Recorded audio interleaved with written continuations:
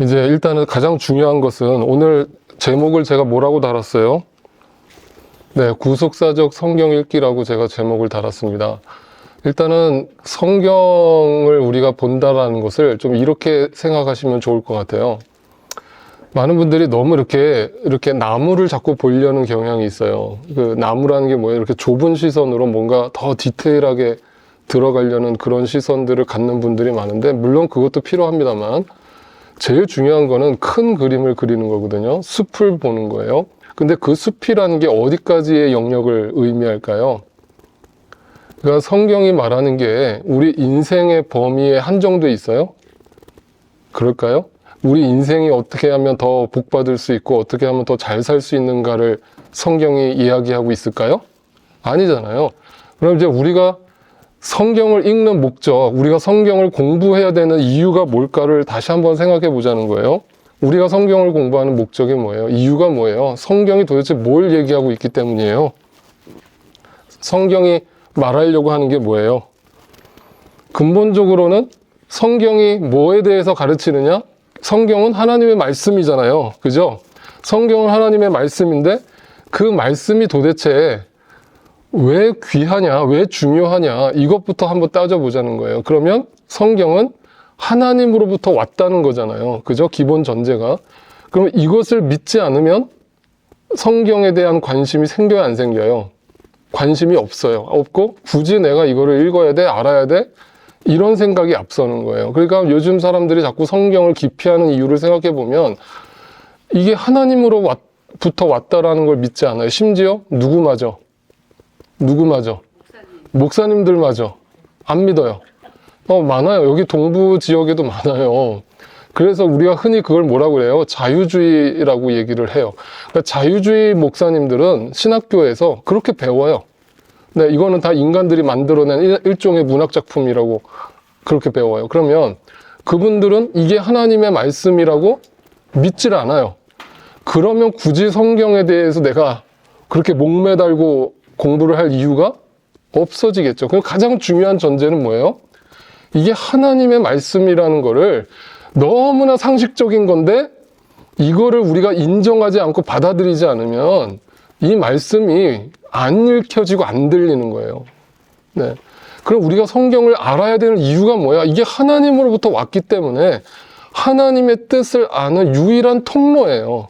아시겠죠? 물론 유일한 통로는 아니죠. 기도를 통해서도 하나님이 뜻을 우리에게 보여주실 수도 있죠. 그러나 성경을 주신 이유는 구체적으로 하나님을 우리한테 설명하시고 가이드 하시기 위해서 성경을 주신 거예요. 그래서 디모데 후서에 보면 성경을 뭐라고 정의합니까? 우리가 너무 잘 아는 구절 같이 한번 읽어볼까요? 시작! 모든 성경은 하나님의 영감으로 된 것으로서 교훈과 책망과 바르게 함과 의로 교육하기에 유익합니다. 성경은 하나님의 사람을 유능하게 하고 그에게 온갖 선한 일을 할 수 있게 하는 것. 잘 보세요. 그러면 이 성경을 하나님의 말씀으로 인정하면 근본적으로 이 성경이 어떻게 쓰여졌느냐? 하나님의 영감으로 쓰여졌다. 영감이 뭐예요? 이게 원어로 보면 하나님의 호흡이라는 뜻이거든요. 하나님의 영으로 쓰여졌다. 다시 말하면 쓴 사람은 사람이 썼지만 그 사람에게 누가 임했다? 하나님의 영이 임해서 쓰여졌다. 그래서 구약성경 창세기로부터 요한계시록까지 그 책마다 수백 년, 많게는 수천 년의 갭이 존재하지만 이게 다 마치 한 사람이 쓴 것처럼 서로 기묘하게 연결되는 이유는 누가 썼기 때문에? 하나님이 쓰셨기 때문에. 하나님이 저자란 말이에요. 그러니까 이거를 우리가 인정하지 않으면 이 성경이 나에게 아무 유익이 없는 거죠. 네.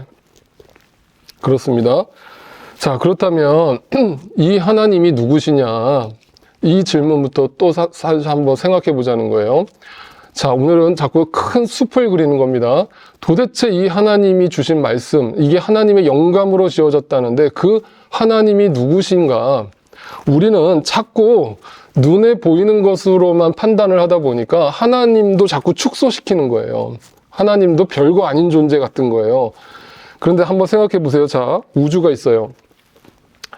이 우주를 생각해 보면 얼마나 광활한가를 우리가 이렇게 한번 상상을 해보자고요. 실제로 여러분, 우리가 살고 있는 지구와 이 태양계 제일 끝에 있는 천왕성까지 거리가 어느 정도 될 것 같으세요?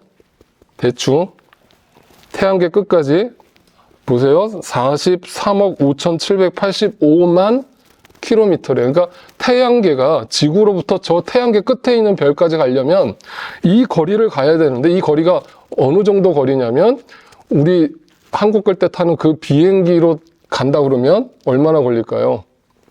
네, 1000년 이상 걸린대요.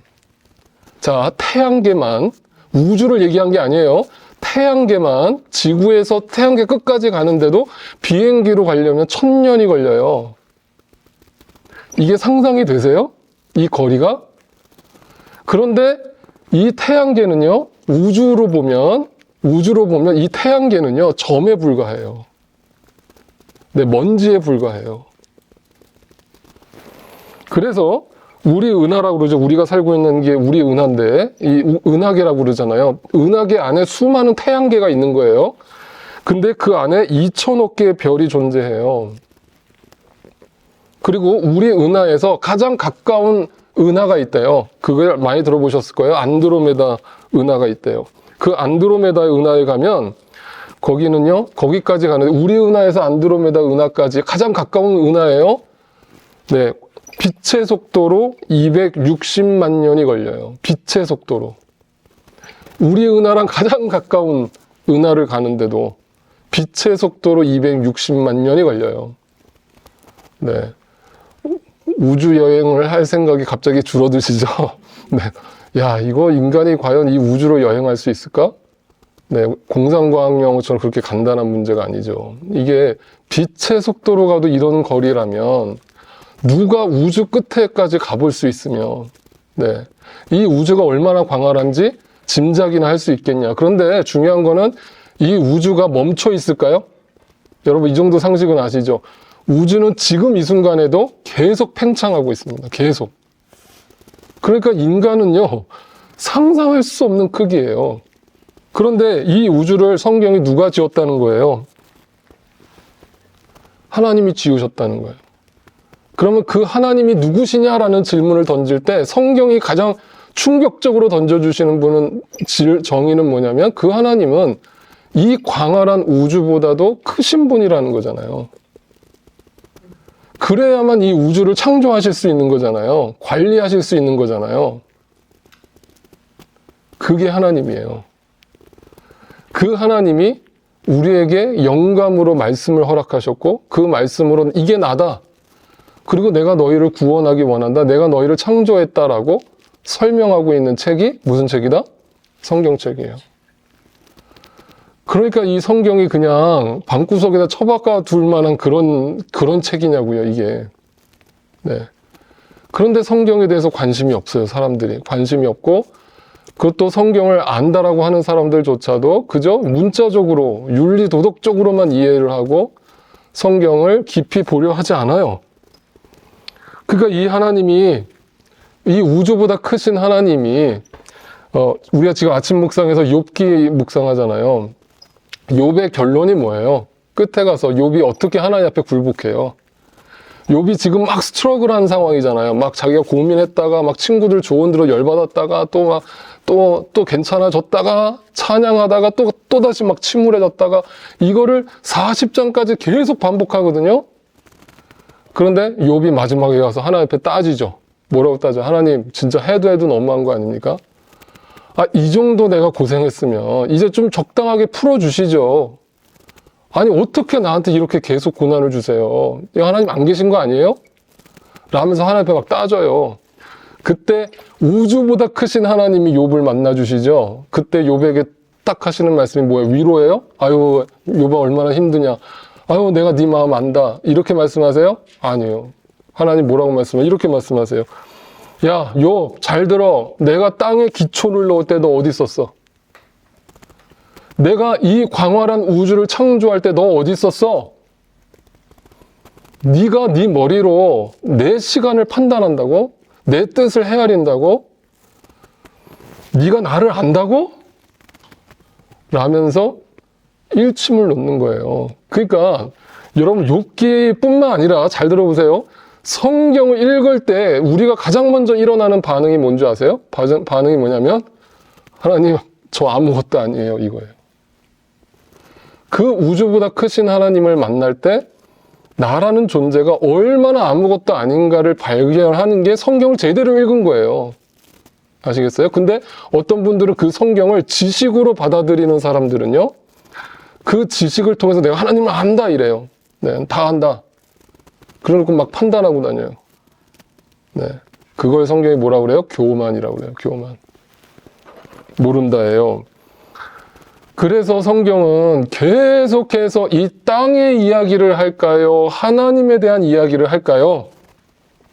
하나님에 대해서. 그래서 사도 바울은 감옥에 갇혀서 옥중서신을 쓰면서 죽을 날을 받아놓고 있으면서 성도들한테 아유 성도들아 내가 너희들을 두고 떠날 생각하니까 내 마음이 슬프다 이렇게 쓰지 않았고 성도들아 땅것 쳐다보지 마라. 땅의 거에 매이지 마라. 뭐라고 얘기해요? 너희는 위의 것을 바라봐라. 하나님이 누구신지를 생각해라. 우주보다 크신 하나님을 생각해라. 땅의 거에 시선이 좁아지지 마라. 네. 하나님 말씀이 살아있음을 확신하고 그 말씀을 받아 먹어라. 그 얘기예요. 그죠? 그러면 여기서 또 하나 캐스죠. 그러면 목사님 위의 것을 추구하면 성경을 읽으면 성경을 알면 이 땅에 지금 제가 당하는 모든 문제들 또 인간들이 가지고 있는 수많은 질문들에 대해서 성경이 다 답을 해주나요? 그렇습니까?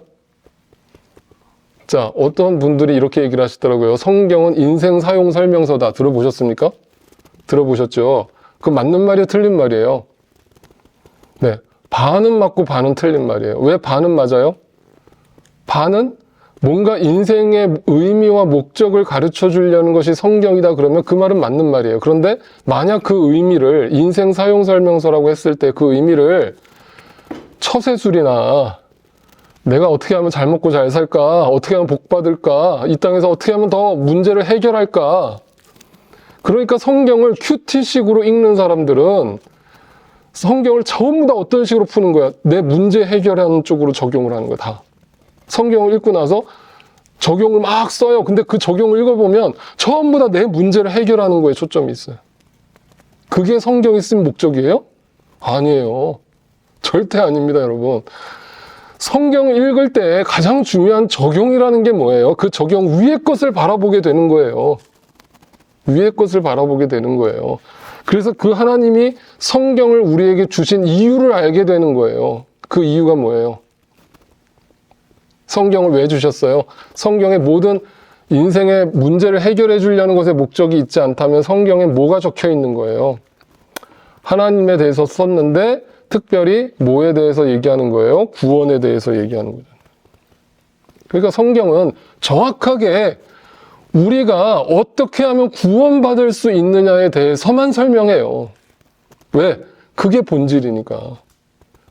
그러니까 제발 여러분 시가서, 지혜서라고 하잖아요. 시편, 잠언, 전도서, 욥기 여기 읽으면서 얼마나 이 세상에 도움이 되는 처세술과 같은 말씀들이 많이 적혀 있어요. 그죠? 잠언 같은 거 읽어보세요. 그런데 그 말씀도 이 세상의 지혜로 읽는 게 아니라 그 지혜라는 게 뭐를 얘기하는 거예요? 하나님으로부터 오는 지혜를 의미하는 거예요. 네, 그 속에서 하나님을 발견하는 거예요. 그래서 지난 주일날 제가 말씀드린 것처럼 성경은 이스라엘의 특별 역사는 성전의 역사라고 제가 말씀드렸죠. 그래서 제가 지난번 성경 공부할 때 이거 보여드렸는 거 기억나실지 모르겠어요. 기억나세요? 성전 신학이 있다고 그랬죠. 성경은 성전에 대해서 이야기하는데 그게 눈에 보이는 성전이 아니라고 했습니다. 자, 그래서 첫 번째 뭐예요? 우주 성전이 있어요. 뭐예요? 우주 성전은 뭐예요? 천지 창조. 그죠? 그 다음에 지상 성전은 뭐예요? 그 모세 장막과 솔로몬 성전, 헤롯 성전을 의미하죠. 근데 그것이 허물어졌죠. 그래서 이 땅에 예수 그리스도가 참 성전으로 오셨죠. 그리고 나서 그 예수 그리스도를 성전으로 믿는 사람들을 뭐라고 그래요? 우리가 교회가 되었죠. 그거를 뭐라고 그래요? 지상 성전이라고 그랬죠. 그리고 다시 주님이 재림하시면 뭐가 이루어져요? 새 예루살렘이 이루어져요. 그게 뭐예요? 우주 성전이 회복되는 거죠. 원래 처음으로 지었던 우주 성전이 다시 회복되는 것을 이야기하는 거예요. 그럼 성경은 전부 어떻게 하면 우리가 참 성전이 될 수 있으며, 어떻게 하면 새 예루살렘이 될 수 있으며, 어떻게 하면 우리가 하나님 나라의 백성이 될 수 있는가에 대해서만 가르치는 거예요. 네. 그걸 성경에서 발견했으면 여러분 복받은 분들이에요. 네. 그걸 갖다가 오늘 성경 공부에 제가 타이틀로 세운 그거를 구속사라고 하는 거예요. 구속사. 그죠? 구속사. 성경은 뭐다? 구속사다. 구원하기 위한 이야기다라는, 구원에 대한 방법, 구원에 대한 이야기. 그게 성경이에요. 아시겠어요? 자, 그래서 성경을 딱 한 문장으로 정리하면 이거잖아요. 창조하셨다. 누가? 우주보다 크신 하나님이 창조하셨다. 그리고 인간이 그걸 거부함으로 타락했다. 그리고 구약 내내 하나님이 이스라엘 백성들에게 율법을 주시면서 회개를 촉구하셨다. 회개해라. 돌아와라. 내가 너희를 지었다. 돌아와라. 그런데 끝까지 율법을 듣지 않고 자기 멋대로 사는 인간들을 보시면서 하나님이 인간들을 포기하셨어요? 아니죠. 어떻게 하셨어요? 예수님을 보내셨어요. 그러니까 잘 보세요. 창조부터 회개까지가, 회개를 촉구하는 게 결국 뭐예요? 구약시대죠. 구약시대예요. 그게 구약이에요. 율법시대. 그런데 오늘날 신앙생활 하시는 분들이 여기에 머물러 있는 분들이 있죠. 그죠? 그래서 자꾸 뭔가 죄책감을 불어넣고 자꾸 막 너 죄졌지 막 그러면서 정죄하고 판단하고, 그리고 막 율법적인 신앙생활하고 그거 안 하면 막 자책감 느끼고, 이렇게 신앙생활을 가리키는 교회들이 있어요. 여전히. 그럼 뭐예요? 구약에 머물러 있는 거죠. 그런데 인간은 아무리 노력해도 구원에 이를 수 있다 없다? 없다. 그래서 누가 오신 거예요? 예수님이 오신 거잖아요. 그리고 이게 신약 성경이잖아요. 신약 시대가 열린 거잖아요. 그래서 어떻게 된 거예요? 재창조가 이루어진 거예요. 재창조. 네, 이게 구속사예요. 구속사예요. 성경은 이게 전부예요. 네, 이것만 성경에서 제대로 이해하시고 받아들이셨다면 여러분 제대로 성경을 보신 거예요. 그래서 이게 혹시 그거 유목사님 생각 아니세요? 라고 하실까봐 성경에서 보여드리죠. 누가복음에 보면 예수님이 부활하셔서 그 엠마오로 가는 두 제자를 쫓아가시면서 너 어디 가니? 했더니 아유, 우리가 따르던 스승이 돌아가셔가지고 우리 지금 낙심했어요. 우리 그냥 원래 살던 대로 돌아가는 길이에요. 그러니 왜 그분이 왜 돌아가셨니? 그리고 그분이 부활한다고 그러지 않았니? 아, 뭐 죽었어요. 제가 준두로 봤어요. 그러니까 그분 예수님이 제자들한테 뭘 하셔요? 야, 얘들아 좀 앉아봐. 내가 성경 좀 가르쳐 줄게. 라면서 하시는 말씀이 뭐예요? 예수께서 그들에게 말씀하셨다. 내가 전에 너희와 함께 있을 때 너희에게 말하기를 모세의 율법과 예언서와 시편 뭐예요? 이게 뭐예요? 구약이잖아요. 구약을 나를 두고 기록한, 나가 누구예요? 예수님이잖아요. 구약 전체가 누구를 놓고 얘기를 하는 거다? 예수 그리스도를, 그러니까 예수님이 직접 설명한 거잖아요. 그렇죠? 이거보다 더 정확할 수 있어요? 이게 구약이에요. 그러니까 그 이야기를 나는 분명히 예수 그리스도다. 구약은 전부 예수 그리스도에 대해서 예언하고 있는 것이다. 근데 제자들은 알았어요? 몰랐어요? 몰랐어요. 왜? 구약을 율법으로 읽고 있으니까. 행위로서 지켜야 된다는 것만 생각하고 있으니까. 아, 어떻게 하면 11조 꼬박꼬박 내지? 어떻게 하면 주일 성수 완벽하게 지키지? 이것만 생각하고 있으니까. 아시겠어요? 그런데 얘들아, 그게 다 그 11조도 다 나를 얘기하는 거고, 주일 성서도 주일이라는 게 뭐야? 네가 예수 그리스도를 만나고 예수 그리스도를 주님으로 섬기는 모든 날이 주일인 거야. 그걸 설명하는 거예요. 네. 그러면서 뭐라고 계속 이어서 얘기하세요? 45절 보세요. 그때 예수께서 뭘 깨닫게 하시려고? 성경을 깨닫게 하시려고. 성경, 그럼 여기서 성경은 뭐예요? 이게 신약 성경이잖아요. 그럼 이때는 신약 성경이 없었어요. 그러면 이 성경은 뭐예요? 구약이죠. 밤에도 기차가 가는군요, 여기는. 구약이죠. 그죠? 자, 그러면 그 구약을 깨닫게 하시려고 풀어주시는데, 뭐라고 풀어주신지 보세요. 곧 그리스도는 고난을 겪으시고 사흘째 되는 날에 죽은 사람들 가운데서 살아나실 것이며 그의 이름으로 죄사함을 받게 하는 회개가 모든 민족에게 전파될 것이다 하였다. 어디에? 구약에. 이것이 성경이다. 성경은 오직 구원에 이르는 길에 대해서 설명하고 예수 그리스도에 대해서 설명하는 책이다. 그것을 하나님이 우리를 위해서 기록해 놓으셨다라는 것입니다. 그래서 성경은 창세기부터 요한계시록까지 오직 누구만을 위해서?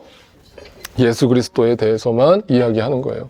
그러니까 여러분, 왜 이단 사이비에 왜 빠지는지 저는 이해가 안 가는 게 있는데, 뭐냐면 이단 사이비들은요, 그 끝에 가서 누구를 얘기한다고요? 누구를? 제가 오늘도 어떤 분 상담하고 왔는데 어떤 분이 저한테 그래요. 자기가 하나님의 교회 안상홍? 거기에 빠진 거예요. 그래서 저한테 문자가 잔뜩 왔어요. 목사님, 이분들이 이렇게 가르치는데 이게 맞는 거예요? 그래서 제가 그분이 끝에 가서 뭐라고 얘기하던가요? 결국 누구 믿으라고 하던가요? 예수 믿으라고 하던가요? 안상홍 믿으라고 하던가요? 안상홍 믿으라고 하던데요? 안상홍이 재림예수래요. 아, 그게 이단이라고요, 그게. 아, 왜 그걸 분별을 못해요? 끝에 가서 사람이 나오면 그건 100% 이단이라고요. 끝에 가서 목사가 나오면 이단이라고요. 끝에 가서 장로가 나오면 이단이라고요. 아시겠습니까? 끝에 가서 예수 그리스도가 나와야 되고 예수 그리스도 뒤에 우리는 다 감춰줘야 되는 거예요. 아시겠죠?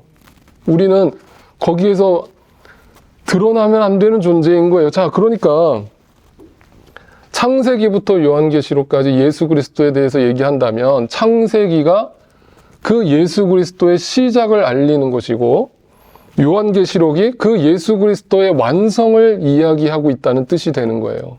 아시겠어요? 그래서 창세기를 프로톨로지, 기원이라고 하고 계시록을 에스카톨로지, 이거를 종말이라고 하는 거예요. 종말. 이거를 다른 말로 알파와 오메가라고 하는 거예요. 처음과 나중. 여러분, 그 말을 무슨 뜻으로 이해하고 계셨어요, 여태까지? 주님은 알파와 오메가요, 처음과 나중이시라. 이 말을 여태까지 어떻게 이해하셨어요? 네? 시작과 끝으로만 이해하셨잖아요. 근데 그 시작과 끝이 되시는 분이 누구냐는 거예요. 누구냐고요? 예수 그리스도라는 시작과 끝이. 네. 이것이 성경이라고 분명하게 얘기하죠. 자, 증거를 찾아보죠. 창세기에 보면, 자, 시작입니다. 기원이죠. 프로톨로지예요. 기원에 대해서 뭐라고 얘기합니까? 네. 주 하나님은 보시기에 아름답고 먹기에 좋은 열매를 온갖 나무를 땅에서 자라게 하시고 동산 한가운데 뭘 두셨다? 생명나무와 선악과를 두셨다. 제가 이제 지금은 시간 관계상 선악과에 대해서 이제 제가 여기서 언급 안 해요. 나중에 또 자세히 언급할게요. 근데 일단 뭐가 나왔어요? 생명나무가 같이 있었잖아요. 생명나무는 좋은 거예요, 나쁜 거예요? 좋은 거예요. 그럼 우리가 선악과를 먹어야 되는 거예요? 생명나무를 먹어야 되는 거예요? 생명나무를 먹어야 되는데 뭘 먹었어요? 선악과를 먹었어요. 그래서 하나님처럼 된 거예요. 하나님처럼 된 게 뭐라고 그랬어요? 네, 우리 자신이 생명나무가 되려는 흔적, 우리가 하나님이 되려는 흔적, 그게 선악과예요. 아시겠죠? 그래서 오늘날도 선악과 먹고 사는 사람들은 뭐라고 얘기해요? 뭐라고 얘기해요? 하나님 없다 그러죠. 하나님이 없다라는 걸 자기가 봤어요?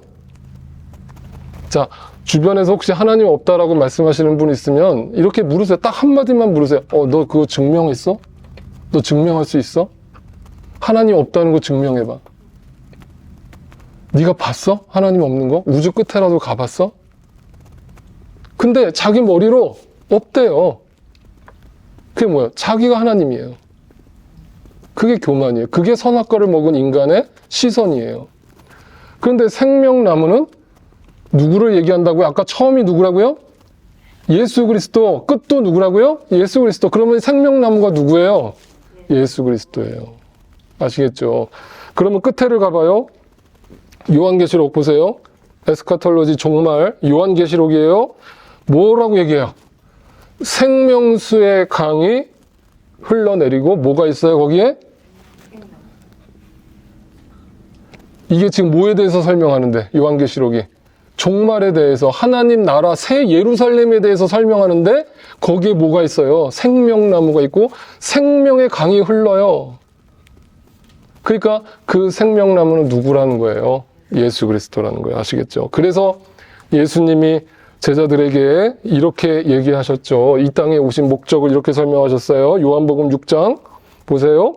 예수께서 그들에게 말씀하셨다. 내가 진정으로 진정으로 너희에게 말한다. 너희가 인자의 살을 먹지 아니하고 또 인자의 피를 마시지 아니하면 너희 속에 생명이 없다. 자, 이 말을 문자적으로 읽어보세요. 얼마나 무시무시한 말이야. 아니 예수님이 갑자기 제자들한테 내 인육을 뜯어먹어라 이렇게 얘기하신 거잖아요. 이게 그런 뜻 아니잖아요. 뭐예요? 생명나무가 나니까 나를 통해서만 하나님 나라에 들어갈 수 있다는 얘기를 하신 거예요. 그게 뭐예요? 주의 만찬이에요. 그러니까 우리는 주의 만찬을 행할 때마다 뭘 떠올리는 거예요? 그 예수 그리스도가 처음이요 나중이시며 생명나무이심을 믿음으로 고백하면서 그 예수 그리스도의 십자가의 죽으심과 부활하심을 마음에 새기는 것이 주의 만찬이죠. 내 살을 먹고 내 피를 마시는 사람은 영원한 생명을 가지고 마지막 날에 내가 그를 살릴 것이다. 생명나무로 들어오게 하겠다. 그래서 마태복음 26장에 이거를 받아 먹어라. 이거 꼭 먹어야 된다 이 말이에요. 이게 먹어라가 옵션이 아니에요. 먹을래? 이게 아니에요. 먹어라. 이거 꼭 먹어라. 믿어라. 이거 안 먹으면 생명나무 안 먹으면 너는 선악과 먹고 죽는 거다. 이 얘기예요. 이 잔을 마셔라. 이것은 언약의 피다. 언약의 피. 생명의 피. 생명의 피. 그래서 예수님이 이 땅에 오신 목적을 아주 클리어하게 설명하는 장면이 있죠. 요한복음 10장 10절 같이 한번 읽어요. 시작. 나는 양들이 생명을 얻고 또 너 넘치게 얻게 하려고 왔다. 뭘 주려고 왔다? 생명. 이 생명이 육신의 생명이에요? 아니에요. 영생을 주려고 오셨다고요. 자, 많은 분들이 또 이렇게 오해합니다. 아, 목사님 그 영생이 도대체 뭡니까? 이터널 라이프라고 하는데 그게 마치 진시황이 그 불로처를 찾아다니던 그 장수하는 걸 얘기하는 겁니까? 아, 난 이 세상에서도 지겨운데 천국 가서도 또 살라고요? 그러니까 제발 성경을 그렇게 보지 마세요. 영생이 뭐예요, 여러분? 영생이. 네? 네. 요한복음 17장 3절 보세요. 같이 또 읽어요. 시작. 영생은 오직 한 분이신 참 하나님을 알고 또 아버지께서 보내신 예수 그리스도를 아는 거예요. 그게 영생이에요. 그러면 지금 우리가 영생을 누려요, 안 누려요? 누려야 되는 거예요.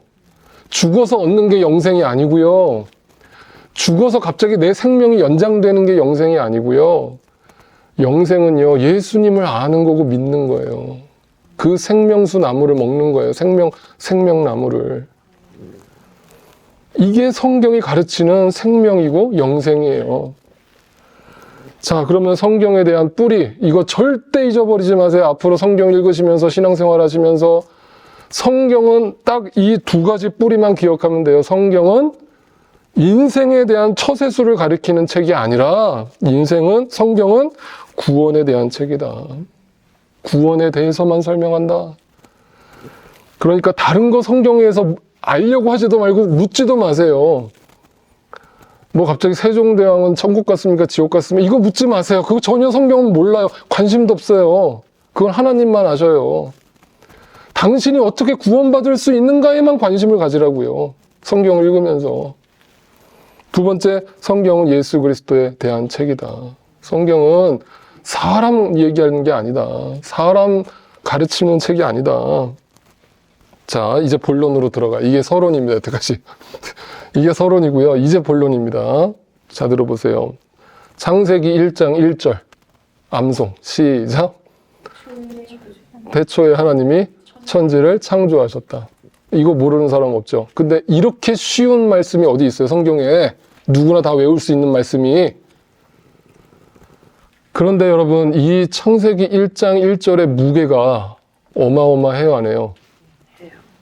어마어마해요. 자, 보세요. 하나님이 자기 자신을 소개하면서 가장 먼저 쓴 첫 번째 구절이 이거예요.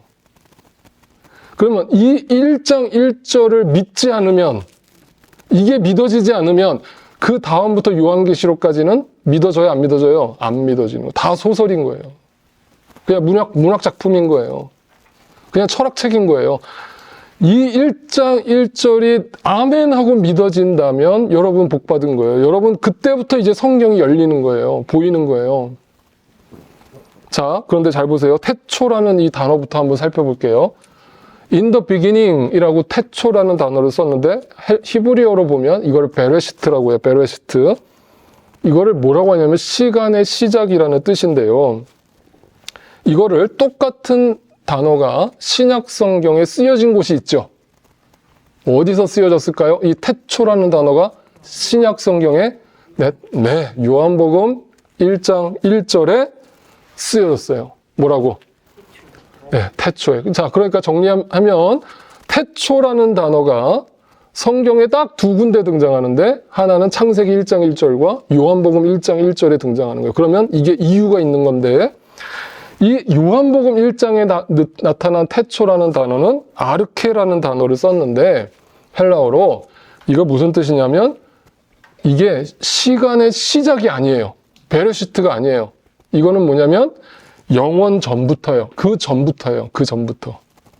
그러니까 시간의 시작 전부터 이게 아르케예요. 자, 그림으로 보여드릴게요. 자, 이게 시간의 시작이에요. 태초예요. 그러면 히브리어로 베레시트라고 하는 창세기 1장 1절은 뭐예요? 시간의 시작을 얘기하죠. 네, 이게 베레시트예요. 창세기의 태초예요.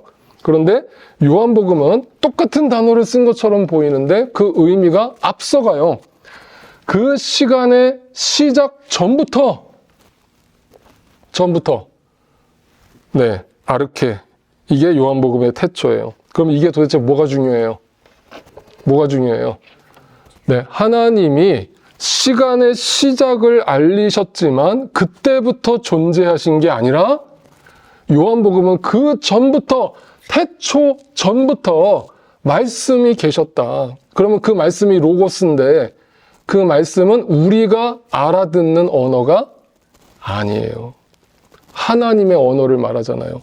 하나님의 언어로서 존재하셨는데 그분이 말씀은 하나님과 함께 계셨고 그 말씀은 하나님이고 그 말씀이 육신이 되어서 이 땅에 오신 분이 누구예요?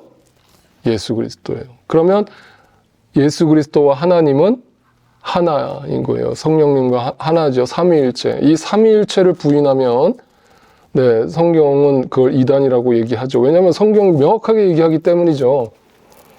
그러니까 시간의 태초가 하나님은 영원 전부터 인간의 유한한 시간 속에서도 계속 함께하고 계신다는 것을 태초라는 단어로 설명하고 있는 거. 다시 창세기 1장 1절로 돌아오세요. 그런데 재밌는 게 있어요. 창세기 1장 1절을 히브리어로 보면요. 이렇게 쓰거든요. 자, 한번 읽어보세요. 시작. 네. 자, 이거는 아세요. 여러분, 제가 한글로 다 적어드릴게요. 자, 히브리어는 어떻게 읽어요? 그때 가르쳐드렸죠? 근데 이렇게 읽는 거 아닙니다. 이렇게 읽어요. 그럼 어디서부터 읽어야 돼요? 네, 여기서부터. 베레시트 바라 엘로임 엣 하사마임 베엣 하레츠라고 읽는 게 태초에 하나님이 천지를 창조하셨다예요. 자, 그런데 제가 이걸 보여드린 이유가 있어요. 단어가 몇 개인지 한번 세보세요. 단어가 몇 개예요? 자, 이게 지금 삐뚤어졌어요. 죄송해요.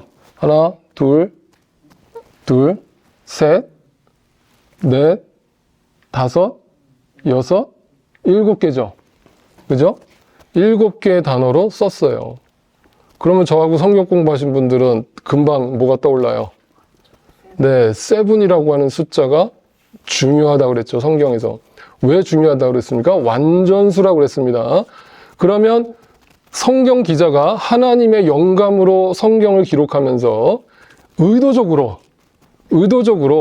뭔가를 우리한테 설명하려고 이런 구성을 가지고 성경을 기록했다는 뜻이 되는 거예요. 아시겠죠? 이런 구성이라는 게 뭐예요?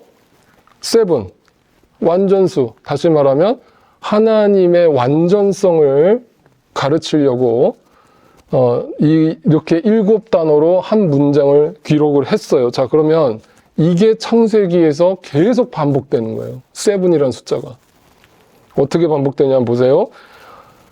창세기에서 하나님이란 엘로힘이라는 단어가 총 35번이 등장하는데 그거는 7의 배수죠. 네, 7의 배수예요. 그리고 하늘, 궁창, 땅이라고 하는 단어도 총 21번 등장하는데 이것도 7의 배수죠. 그죠? 그리고 그대로 되니라. 네, 그대로 되니라도 몇 번 나올까요? 7번 나오죠. 그리고 그때마다 하나님이 하시는 어떤 감탄사. 뭐죠? 보시기에 좋았더라도 몇 번 나와요? 네, 7번 나와요. 그죠? 그러면 성경은 계속 7이라는 숫자를 염두에 두고 우리한테 무슨 메시지를 전달하고 싶은 거예요? 하나님은 완전하시다. 하나님은 완전하시다. 그 완전하신 하나님이 천지를 창조하셨다. 너희는 그 완전하신 하나님을 닮아가야 되고 그 하나님 안에 있어야 된다라는 것을 얘기하는 거예요. 그러면 그 반대가 뭐겠어요? 완전의 반대는 뭐예요? 불완전이잖아요. 그러면 누가 불완전한 존재라는 걸 얘기하는 거예요? 우리가 불완전. 그러니까 하나님이 완전하신데 하나님이 없이는 인간이란 존재는 불완전한 존재라는 거를 설명하려고 하는 거예요. 자, 그래서 7이라는 숫자의 가장 핵심 의미는 완성이죠. 완성. 네. 하나님 안에 있을 때에만 완성된다는 거예요. 우리 인간이.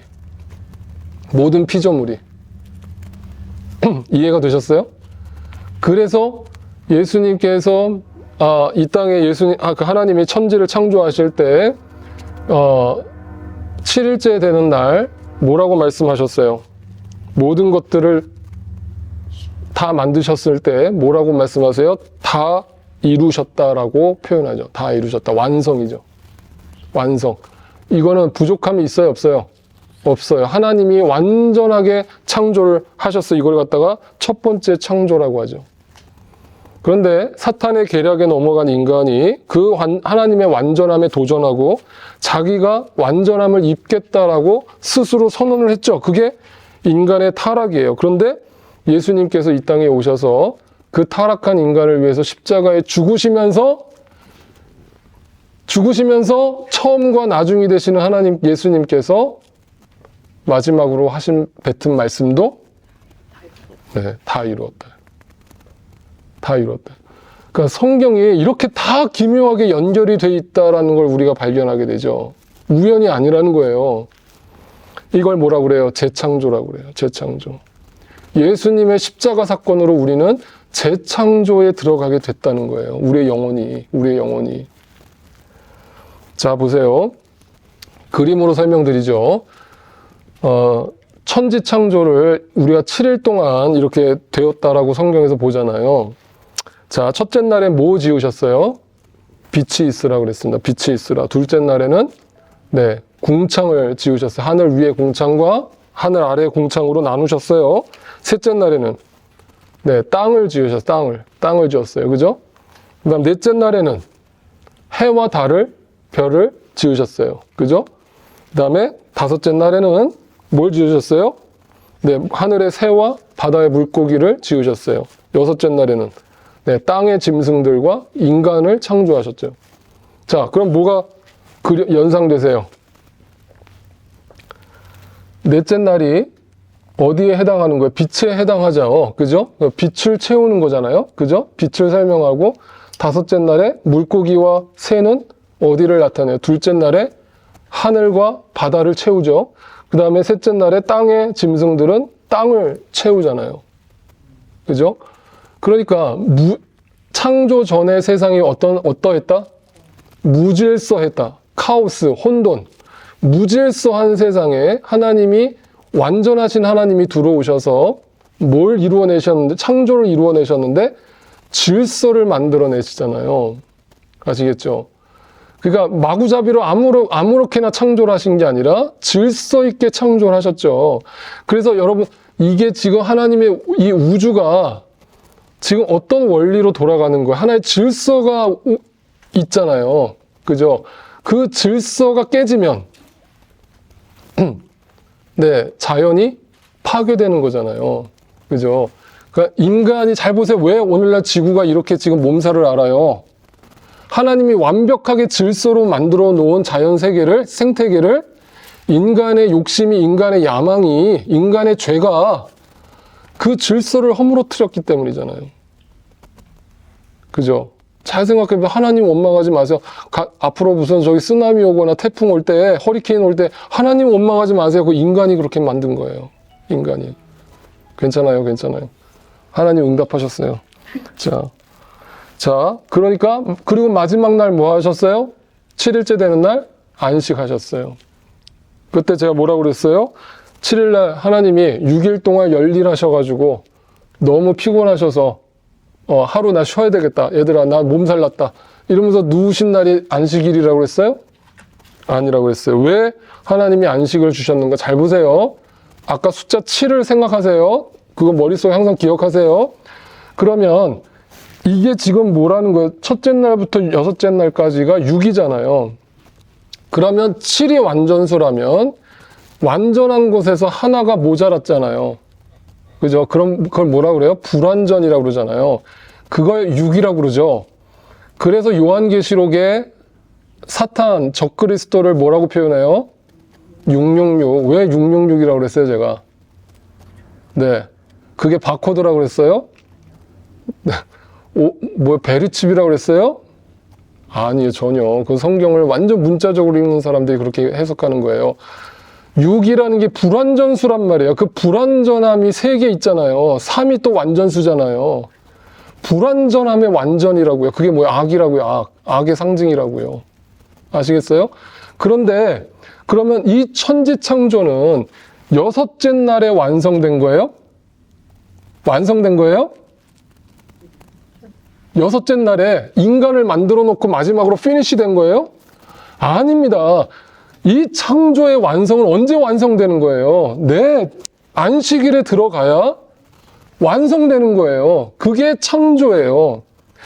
그러니까 잘 보세요. 잘 보세요, 여러분. 첫째 날부터 여섯째 날까지는 6이잖아요, 6. 하나님이 6을 만드신 거잖아요. 그죠? 6을 만들었는데 그 6이 하나님의 안식 속에 들어가지 않으면 불완전으로 남는 거예요. 그게 죄란 말이에요. 하나님이, 야, 인간들아, 내가 안식일 만들었으니까 너희 모든 피조물들은 이 안식일에 들어와야 된다. 하나님 안에 들어와야 된다. 그런데 인간이 그 안식을 거부한 거잖아요. 하나님이 없는 상태로 인간들끼리 이 6일을 사는 거예요. 아시겠어요? 그러니까 우리가, 잘 보세요. 이따가 얘기하겠지만 주일 성수라는 것도 율법적으로 바라보면 안 되지만, 절대 안 되지만 6일 동안 내가 이 땅에서 육신으로 세상 속에서 살았으면 하루 정도는 하나님 앞에 구별해서 그 하루도 하나님 앞에 드리지 못한다면 그 사람을 어떻게 크리스찬이라고 하겠어요? 네? 그 시간도 1시간 하나님 앞에 나와서 예배 드리는 것도 귀찮아하고 힘들다면, 제가 율법적으로 얘기하는 거 아니에요. 그 하나님을 만났다면 나의 모든 완성은 그 하나님 안에 있을 때만 내 육신이 완성된다는 거를 아는 사람이 어떻게 이 육신의 삶만 매여서 땅의 것만 바라보고 살겠냐는 거예요. 그러니까 잘 보세요. 그런데 또 재밌는 게 있어요. 이 6은요, 이 6일째는요, 자세히 보면 다 짝을 이루고 있어요. 그죠? 빛과 어두움, 그죠? 하늘 위의 궁창과 하늘 아래 궁창, 저 하늘과 땅, 그리고 해와 달, 새와 물고기, 사람과 짐승 다 짝을 이루고 있어요. 그런데 안식일을 들어가 보면 안식일에는 짝이 없어요. 안식일에는 하나님이 창조하셨고 하나님이 그날을 안식일로 만드셨다는 말만 나와요. 그 대상이 없어요. 그러면 그 대상이 누가 돼야 되는 거예요? 여기에 짝이 있어야 되잖아요. 이날도 하나님이 자기가 쉬려고 만든 날이 아니라고 그랬잖아요. 그러면 이 7일째 되는 날의 짝은 누구예요? 그죠? 우리 모든 인간이 7일째 되는 날 하나님과 짝이 돼야 되는 거예요. 이해가 되셨어요? 아시겠습니까? 자, 이걸 갖다가 성경에 뭐라고 얘기하는지 보세요. 창세기 2장 22절 보세요. 남자는 아버지와 어머니를 떠나 아내와 결합하여 한 몸을 이루는 것. 자, 이것을 갖다 우리가 어디서 많이 들어봤어요? 이 구절? 목사님들 결혼식에서 항상 단골로 줄에서 하실 때, 자, 너희들은 부모를 떠나서 이제 한 몸이 되어서 가정을 독립해서 잘 이루도록 하여라. 줄에 하잖아요. 그 뜻이 아니라 이 얘기를 갖다가 사도 바울이 직접 해석을 해주잖아요. 뭐라고 해석해 주는지 보세요. 에베소서로 가보세요. 에베소서 5장 31절. 그러므로 사람이 부모를 떠나, 어디서 나왔던 얘기예요? 창세기 그 말을 그대로 인용했죠. 그대로 인용하면서 뭐라고 풀어줘요? 이 비밀이 크다라고 얘기하잖아요. 그게 단지 남자와 여자가 하나 되라는 결혼하라는 얘기가 아니라 그 안에 담겨진 하나님의 뜻이 뭐예요?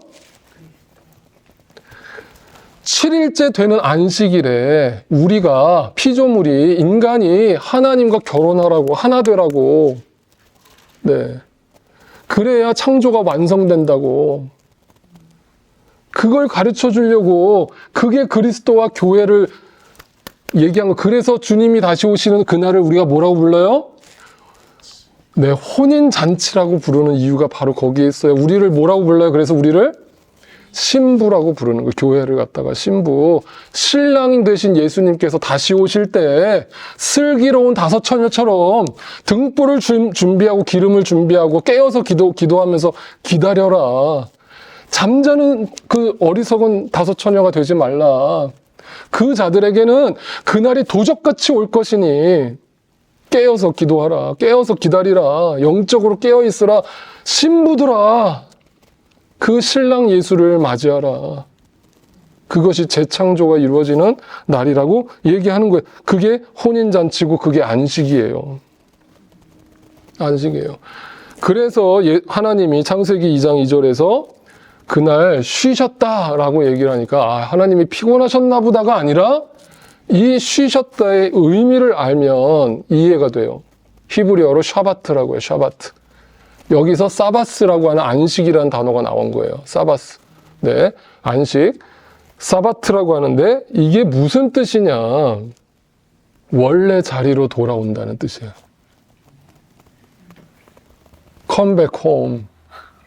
Come back home. 탕자야, 아버지 집으로 돌아와. 원래 네가 있어야 될 곳은 여긴데 왜 거기 있어? 아담과 하와야, 왜 거기 있어? 너 원래 나하고 친하게 교제하고 빨가벗고 다녀도 아무 수치심 못 느꼈잖아. 근데 왜 거기 숨었어? 왜 거기 있어? 돌아와. 돌아와. 그게 안식이에요. 거기에 참된 평화가 있고 참된 안식이 있고 참된 위로가 있다라고 성경이 가르쳐 주는 거예요. 그걸 복이라고 얘기하는 거, 바라크. 그게 복이라고 얘기하는 거예요. 하나님께로 돌아오는 거. 그래서 하나님이 안식일을 갖다가 어떻게 만드셨는가? 다시 창세기 보세요. 그날을 복되게 하시고 거룩하게 하셨다. 자, 하나님이 자기 자신을 위해서 자기가 쉬려고 만든 날이라면, 네? 자기 자신이 복이시고 자기 자신이 거룩이시잖아요. 하나님이, 속성이. 그런데 자기 자신이 복을 받으려고 자기 자신이 거룩하게 되려고 그날을 복되게 하고 거룩하게 했다는 말이 이해가 되세요? 그러니까 그날은 하나님의 날이 아니라, 하나님이 쉬려고 만든 날이 아니라 피조물들, 인간들에게 위해서 만든 날이라는 거야. 이게 하나님의 속성인데 네. 인간들, 피조물들을 위해서 제정하신 날이 안식일이라는 거예요. 근데 재밌는 게 있어요. 그 날을 복되게 하셨다. 이 그 날이라는 단어가 무엇이냐면요.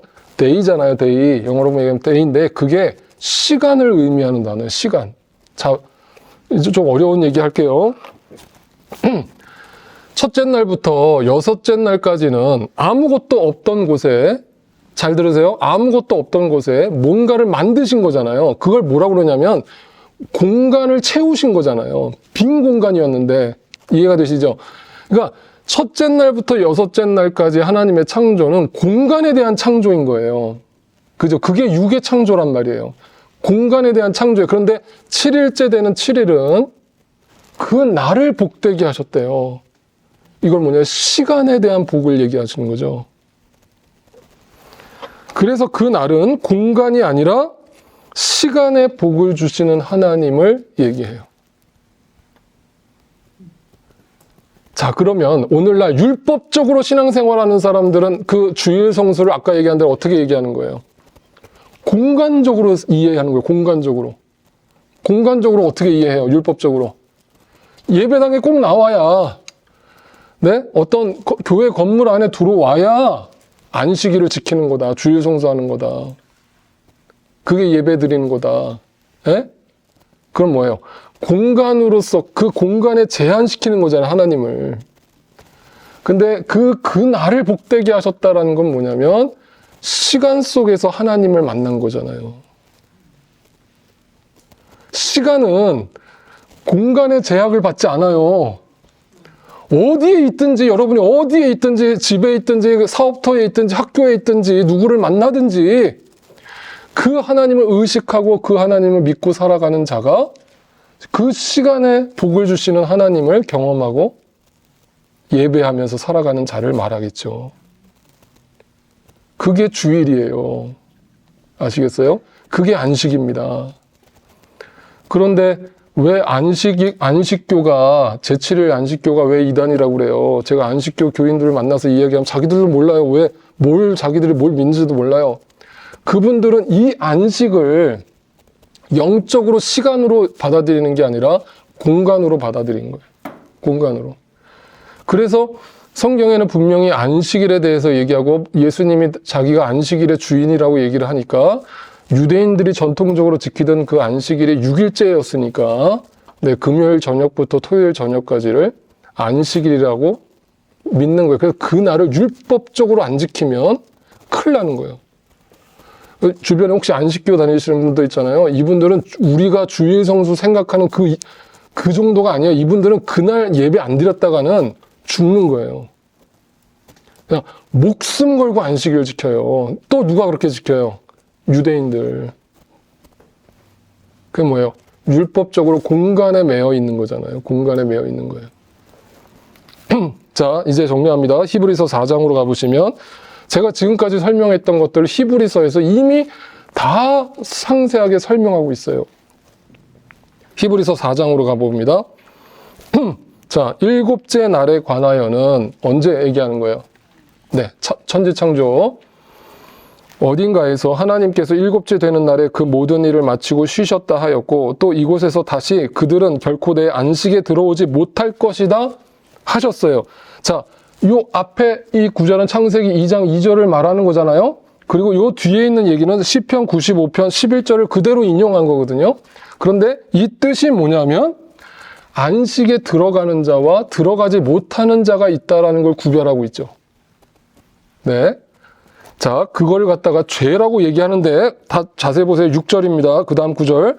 그러므로 어떤 사람들에게는 안식에 들어갈 기회가 아직 남아 있어요. 안식이 뭐라고요? 주일 성수, 그 주일 율법적으로 지키는 걸 말하는 게 아니라 안식교가 아니라 시간적으로 그 하나님을 만나는 거라고 그랬습니다. 그런데 기쁜 소식을 먼저 들은 사람들 누구예요? 유대인들이죠. 이스라엘 사람들이죠. 그들은 순종하지 않았어요. 자, 그들이 얼마나 율법적으로 안식일을 지켰어요. 그런데 안 지켰대요. 왜? 공간적으로 안식일을 지켰을 뿐이죠. 네. 시간적으로 그 하나님을 인정하지 않는 거예요. 그러니까 예배당에서만 거룩한 척하는 거예요. 예? 교회 안에서만 믿는 척하는 거예요. 그리고 세상 나가서는 안 믿는 사람하고 똑같이 사는 거예요. 유대인들 보세요. 얼마나 돈독이 올랐어요. 제가 이거 영상 죄송합니다. 영상 보시는 유대인들 혹시 계시면 상처받지 마세요. 근데 너무 돈 하잖아요. 유대인들. 근데 그 사람들이 어떻게 하나님을 믿는 사람들이에요? 그래 놓고 그 시나고그 가가지고 얼마나 거룩하게 예배 드리는지 보세요. 그게 예수님 당시에 바리새인들하고 똑같은 거 아니에요. 근데 기독교인들도 다를 바 없어요. 오늘도 그렇게 예배 드리는 사람들이 허다해요. 그게 기쁜 소식을 먼저 들은 사람들인데 순종하지 않은 자들이에요. 그러면서 계속 히브리 기자가 이렇게 얘기하죠. 그러니 하나님의 백성에게는 뭐가 남았다? 안식하는 일이 아직 남아있대요. 그게 요구된다 이 말이에요. 우리한테. 너희는 그 안식이 너희한테 필요하다는 걸 알아라. 하나님께서 주실 안식에 들어가는 사람은 하나님이 자기 일을 마치고 쉬신 것과 같이 그 사람도 자기 일을 마치고 쉰다. 이걸 문자적으로 읽어보니까 가게 문 닫아라. 네. 그날 돈 벌지 마라. 저기 아무것도 사 먹지 마라. 그 뜻이 아니라, 물론 그것도 저는 귀하다고 봐요. 그것도 귀해요, 여러분. 저도 그렇게 신앙생활 했고. 그런데 제발 그거 가지고 정죄하지 말고 판단하지 말고 그 뜻이 아니라 영적이라고 영적으로 해석하라고요. 그러면서 뭐라고 얘기해요? 11절에 그러므로 우리는 이 안식에 들어가길 힘써라. 7에 들어가라. 7에 6에 머물러 있지 마라. 네. 그 안식이 뭐예요? 복과 거룩이라는 거 아니에요. 그 복과 거룩이 누구를 얘기하는 거예요? 하나님이고 예수 그리스도를 얘기하잖아요. 그 예수 그리스도의 십자가 안에서만 안식이 주어지고 복과 거룩이 주어지는데 그게 다 이루었다잖아요. 그게 세븐이란 말이에요. 세븐. 그런데 육에 머물러 있는 사람들은 불순종의 본에 따르는 거예요. 누가 불순종했어요? 이스라엘 백성들의 인류의 조상이 누구예요? 첫 번째 아담을 얘기하죠. 그러면 그 첫 번째 아담, 그놈의 아담 때문에 우리까지 지금까지 덤탱이 치고 이거 뭐 하는 짓이야? 나는 잘못한 게 없는데, 난 선악과 먹은 적이 없는데. 그게 아니라 우리가 다 아담이란 말이에요. 우리가 다 불순종의 본을 따르던 자들이었다고요. 우리가 우주보다 크신 하나님이 어디 계신지도 모르고 성경을 귀찮게 여기고 하나님 말씀 귓전으로 안 듣고 불순종의 본을 따라서 그 육에 취해가지고 살아가던 존재들이었단 말이에요. 그런데 두 번째 아담이 오신 거잖아요. 두 번째 아담 예수 그리스도가 우리에게 오셔서 다 이루어 주신 거예요. 아무 공로 없이, 아무 조건 없이. 그러니까 율법을 폐하러 오신 게 아니라 뭐 하러 오셨다? 그 율법이 6이란 말이에요. 6, 숫자 6.